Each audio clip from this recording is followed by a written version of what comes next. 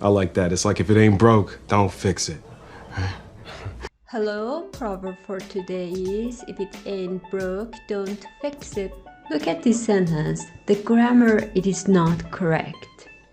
Ain't, it is what the slang form for isn't, and broke must be broken.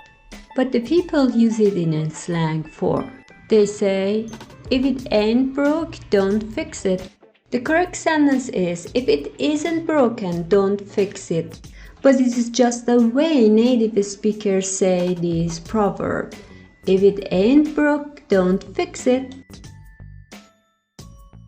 If there is no evidence of a real problem and fixing the problem would not effectively improve, then don't waste time and energy trying to fix it. On the other hand, it means that maybe you change it, it gets worse.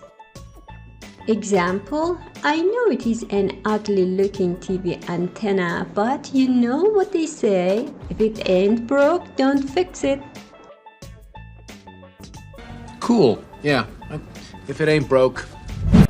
If it ain't broke and all that, right?